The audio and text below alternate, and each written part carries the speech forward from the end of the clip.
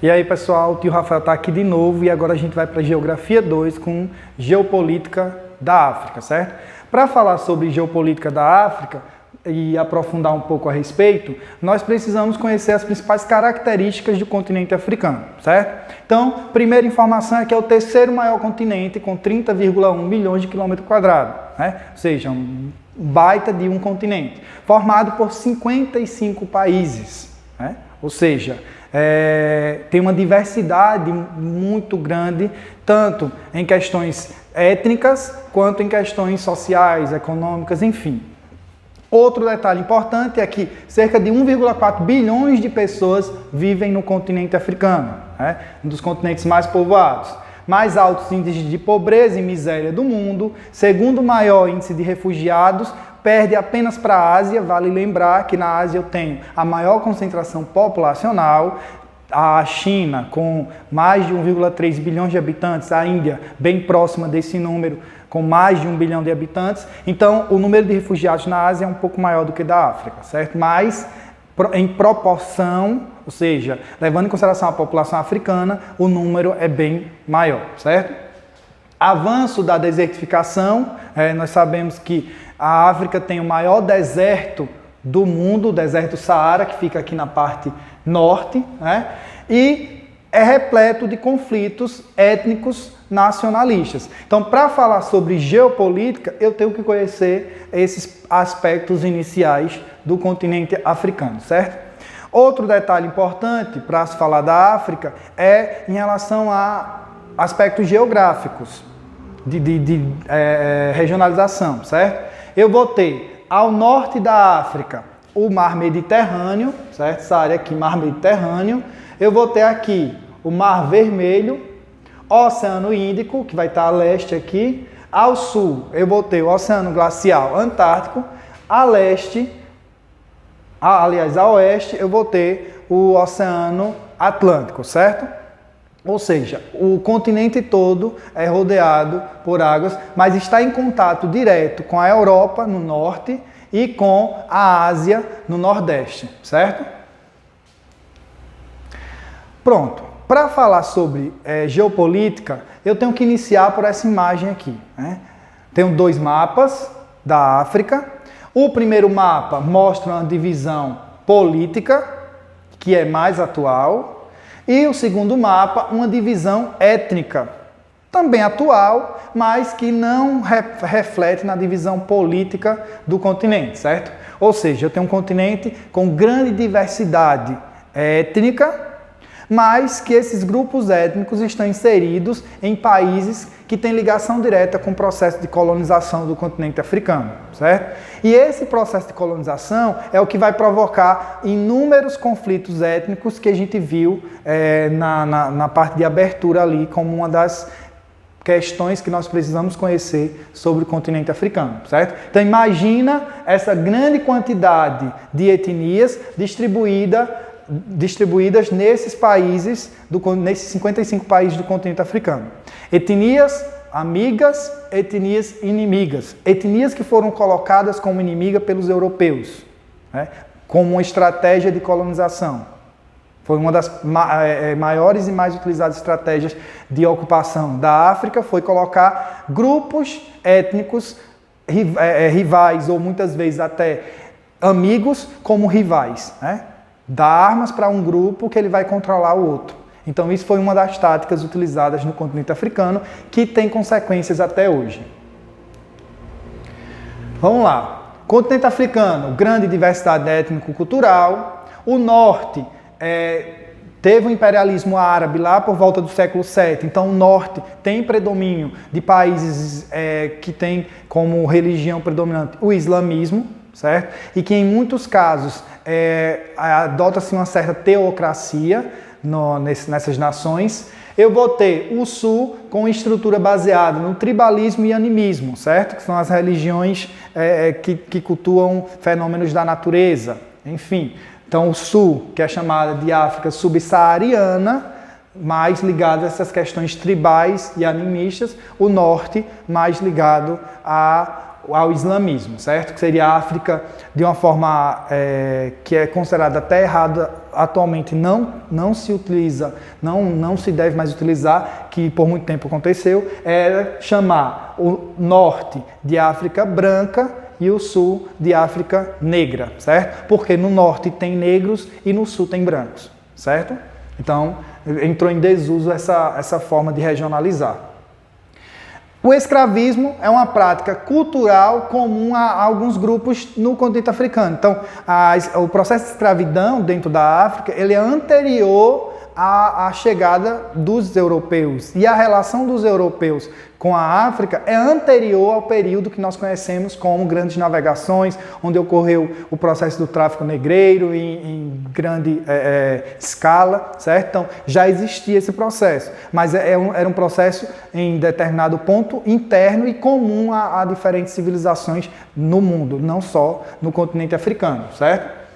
E o século XV é marcado pelo período do mercantilismo, né, o período das grandes navegações, que acabou deixando algumas marcas que até hoje permanecem no continente africano, marcas que vão se refletir na pobreza, na miséria, nas guerras civis que o continente continua tendo. 1884 a 1885. Nesses 2 anos aconteceu a chamada Conferência de Berlim, é o período do imperialismo no continente africano, ou seja, a América havia conquistado, a maioria dos países havia conquistado a independência, né? Ou seja, não eram mais colônias dos países europeus. Começa a Revolução Industrial lá na Inglaterra e começa a se espalhar por outros países da Europa. Essas nações querem matérias-primas, querem novas colônias. A América estava fechada para a ideia de ser recolonizada pela Europa, né? Tem até a questão da doutrina Monroe, que vai falar América para os americanos, justamente para deixar bem claro para os europeus que a América não seria mais colônia da Europa, né? E aí a Europa se vê no momento de procurar novas terras para poder explorar. E aí quais são as áreas escolhidas? África e Ásia, certo? Aqui nós iremos falar mais especificamente da colonização, o período que ficou conhecido como neocolonialismo no continente africano. Esse neocolonialismo, ele começa com a Conferência de Berlim, começa a se efetivar, né? Essa conferência tem a partilha do continente. Ou seja, as grandes potências europeias decidiram repartir o continente africano para si. Ou seja, cada um foi pegando um pedaço ali, esse é meu, até o rio tal, pertence à Inglaterra. Até, daquele rio para lá é da França. E todo o continente foi dividido entre as nações europeias, certo? Então, essa era a divisão anterior ao processo de colonização da África, várias tribos, várias etnias distribuídas em seus territórios, tendo uma vida normal, como qualquer outro. Não tinha a ideia, na maioria de países, né? Essa ideia ela vai começar a surgir depois desse processo de colonialismo. Existem os reinos e tal, as tribos, mas a ideia de país ainda não era muito concreta na maioria dessas regiões. Depois da Conferência de Berlim, ou seja, depois da conferência, a África passou a ter novas divisões, são as chamadas fronteiras artificiais. Essas fronteiras artificiais, elas foram traçadas por nações europeias, com fins exclusivos de exploração, certo, da África. E aí nós temos algumas consequências dessa colonização, né? Então eu tenho as fronteiras artificiais e a produção do subdesenvolvimento, né? Então é um dos resultados que a gente tem desse processo de colonização da África. Então as colônias eram de exploração, vale lembrar que existiam colônias de exploração e de povoamento. No caso da África eram só colonização de exploração. Houveram países em que a colonização não se efetivou ou ocorreu em parceria com as lideranças. Ou seja, alguns países algumas colônias da África conseguiram meio que evitar um processo de colonização mais intenso. Então, o que aconteceu? Um processo de parceria entre as lideranças locais e as potências europeias, certo? Mas, ainda assim, estava acontecendo o processo de exploração. Onde ocorreu a colonização, grupos étnicos rivais ficaram em um mesmo território e membros de um mesmo grupo foram divididos. Então é aquela problemática. Os europeus colocaram dentro de um território nações que eram inimigas e separaram grupos étnicos, né, que agora acabaram ficando em 2 territórios diferentes. E isso acabou gerando muitos conflitos dentro da África. Exploração das riquezas naturais e humanas, né, escravidão e exclusão, a aculturação, a população era obrigada a se adaptar à cultura europeia, né, deixando muitos dos traços culturais de lado, empobrecimento da maioria, porque a atuação da Europa na África era exclusivamente na ideia de explorar o continente e em nenhum momento de ajudar a população africana. Incentivo a conflitos, né? Quando um povo ele está em conflito, ele não consegue se unir para tirar aquele que está comandando. Então foi a estratégia utilizada pelos europeus no continente. Vamos colocá-los como inimigos, aqueles grupos que estão ali, e acaba que eles vão estar brigando entre eles e vão me deixar controlar todo o espaço, né? Então foram muitos os exemplos em que os europeus escolheram um grupo étnico, deram armas, deram os principais postos de trabalho nessas colônias e acabou que eles controlavam o restante da população, certo? Então os europeus não tinham trabalho nenhum. Implantação da cultura da violência e do medo, é o que eu acabei de falar. Ano em que cada país conquistou a independência. Então agora, dentro desse processo geopolítico, as nações africanas começam a conquistar a independência. Interessante, né? Esse período começa a ser mais intenso pós-Segunda Guerra Mundial. Por que pós-Segunda Guerra Mundial? Na verdade, começou durante a Segunda Guerra Mundial, pela questão da fragilidade dos países europeus naquele momento que estavam se dedicando exclusivamente à guerra, à Segunda Guerra Mundial. E segundo, porque durante o período da Guerra Fria, né, pós-Segunda Guerra Mundial, Estados Unidos e União Soviética queriam ampliar sua área de controle, sua área de influência. Então, uma forma de ampliar essa área de influência era ter novas nações, ter novos países, e que as nações que eram colônias da Europa conquistassem sua independência, né? Então esse período é um período que várias nações começam a conquistar independência, certo? Começa de forma mais efetiva 1949, vai até 1980, ou seja, o período todo inserido durante a Guerra Fria. Algumas independências, né, algum processo de independência, foram pacíficos, né?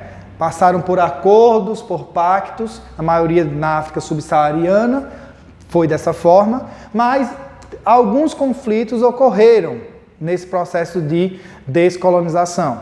E um dos mais sangrentos foi entre Argélia e França, né? Teve uma guerra, né, por independência ali, a Argélia contra a França, além dos conflitos que ocorreram entre Portugal e suas colônias no continente. Uma observação importante é que as colônias portuguesas elas foram praticamente as últimas a conquistar a independência, né? Nós temos ali Angola, Cabo Verde, Moçambique e Guiné-Bissau, né? Angola, tá aqui, Cabo Verde, uma ilha, Moçambique e Guiné-Bissau, né? Todas conseguiram independência por volta de 1970 e 1975. Né? Os portugueses resistiram um tempão a dar independência para essas nações africanas. Né? Aí, para tentar unir essas nações que estavam lutando por independência, foi criada em 1963 a Organização da Unidade Africana, ou seja, Sozinhos nós somos fracos, mas unidos nós podemos nos fortalecer e conquistar essa independência. Primeiro, eu tinha nações fragilizadas que estavam tentando formar um governo, mas que ainda eram controlados pela Europa. Então, uma forma delas conseguir essa independência era se unir. Aí cria-se essa organização, né, que era para ter cooperação política e econômica. Só que ela não deu muito certo, né? Por quê? Porque as nações africanas estavam em constante conflito. Então, nenhuma organização consegue se manter se as nações membros elas estão em conflito, certo? Em 91, inspirados no Tratado de Maastricht, que criou a União Europeia, os africanos decidiram criar a Comunidade Econômica Africana, que tinha como objetivo bem claro se tornar um bloco econômico, assim como a União Europeia, até 2025, certo? E aí, em 1999, acontece o quê? O embrião da chamada União Africana, certo? Ou seja, esse processo aqui antecede a criação da União Africana. Em 1991, Muammar Gaddafi, que era o governante da Líbia, ele lança a ideia de criar essa União Africana para aproximar regionalmente as nações da África. Em 2002, é assinado o acordo. Nesse acordo, 54 países passam a fazer parte da União Africana. O Marrocos não participa inicialmente porque a União Africana aceitou a entrada do Saara Ocidental e existe um conflito entre Saara Ocidental e Marrocos, certo?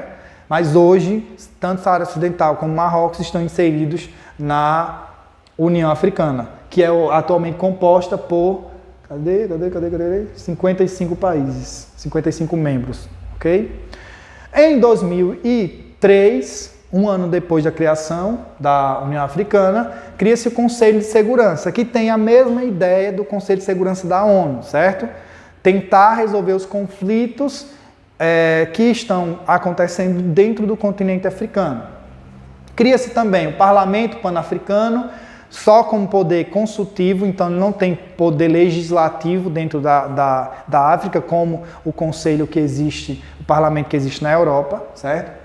Criou-se o Banco Africano e o Tribunal de Justiça Africano. O que é que eu quero que vocês entendam com isso? Que a África começa a tentar criar uma forma de união entre os membros daquele continente, entre os países daquele continente, certo?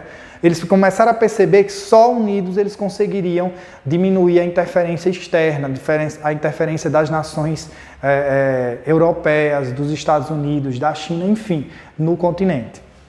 E aí a União Africana nasce com um objetivo bem explícito: a unidade e a solidariedade africana. Defende a eliminação do colonialismo, a soberania dos estados africanos e a integração econômica, além da cooperação política, cultural no continente. Ou seja, união, todos juntos, com um propósito de desenvolvimento social, econômico, político e por aí vai.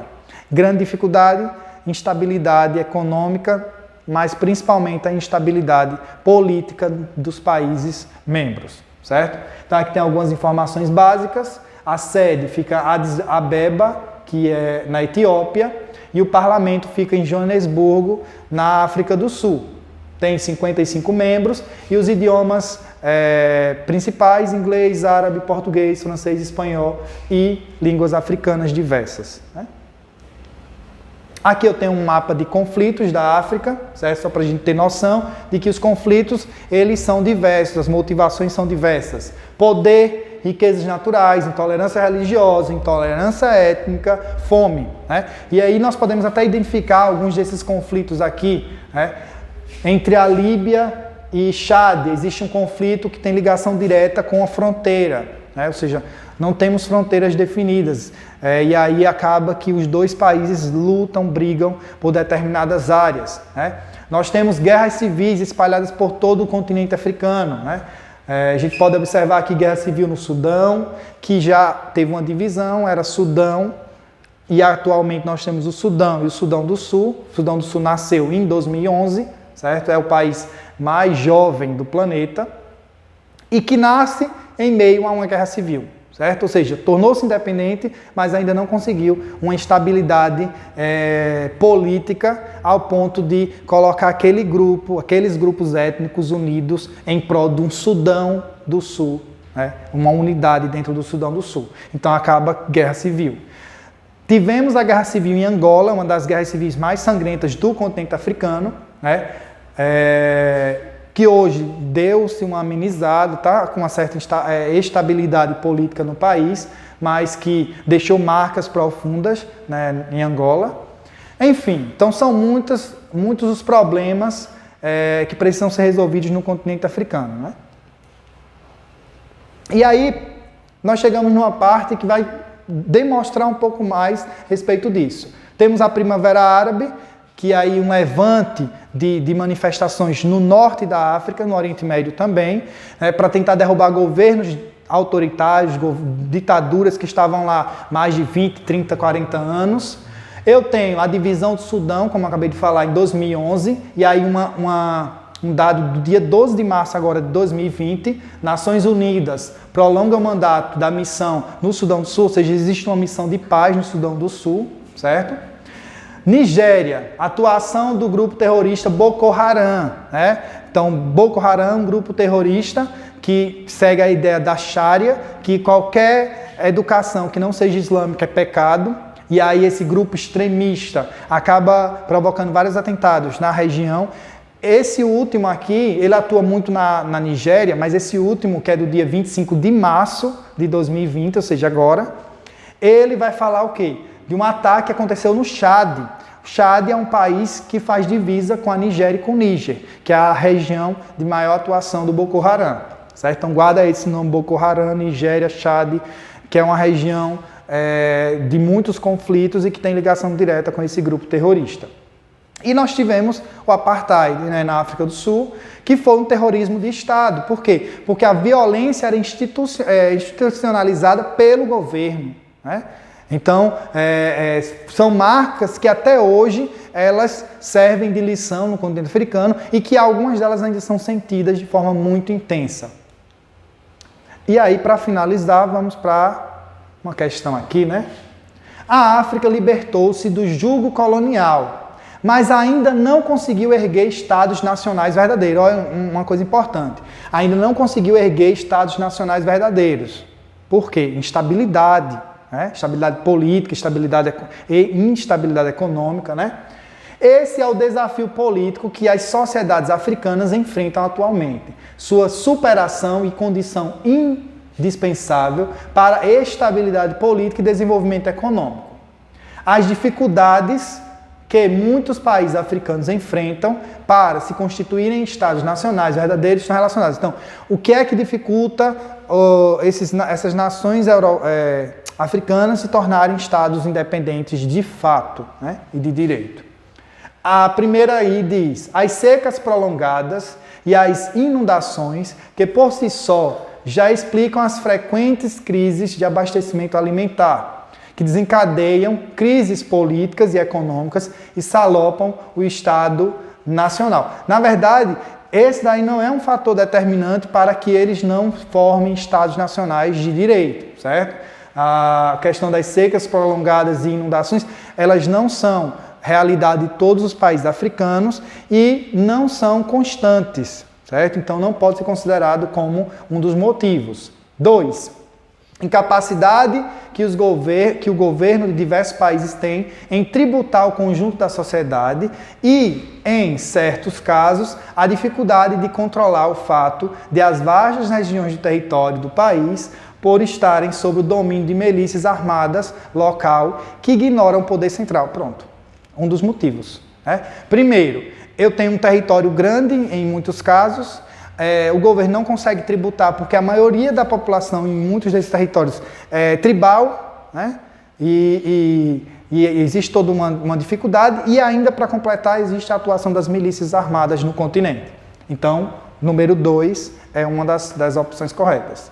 3. A influência do neocolonialismo, que em muitos casos grandes potências ainda exercem sobre os estados africanos, por meio da ajuda financeira, cooperação militar e, sobretudo, por meio de trabalhos especiais de comércio, que desfavorecem a economia nacional. Mais um motivo: a Europa, a China, os Estados Unidos, o próprio Brasil atuam hoje com uma nova colonização no continente africano, certo? Então, muitas vezes vai como uma ajuda, como uma cooperação, só que a real motivação que leva esses países a estarem investindo na África é a possibilidade de explorar o continente. Então, 2 e 3 são alternativas corretas, certo? Então, vamos lá ver aqui nas nossas opções. 2 e 3, aonde a gente eliminou, já foi. 2 e 3 não tem aqui na letra B, já elimina. 2 e 3, olha, a letra C pode ser. 2 e 3. Então, eu poderia ler só para confirmar, certo?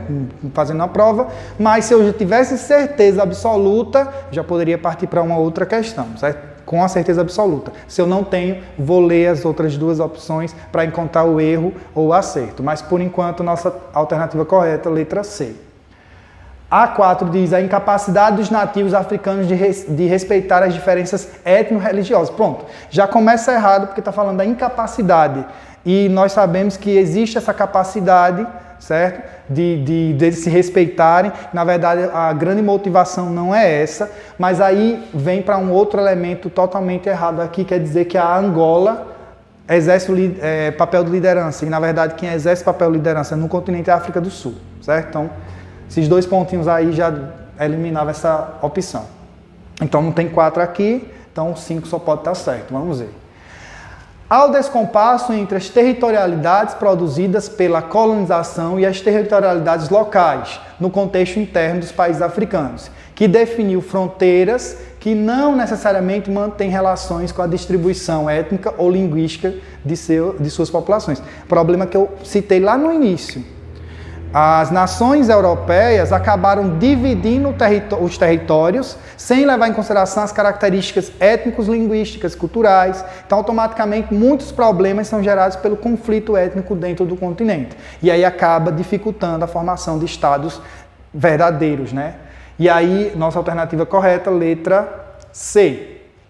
E agora, pessoal, ficou o presentinho, né? Presentinho de casa, já que vocês já estão em casa, então não tem muita dificuldade. Responder as questões das atividades propostas, questões páginas 43 a 45. Um cheiro e até a próxima.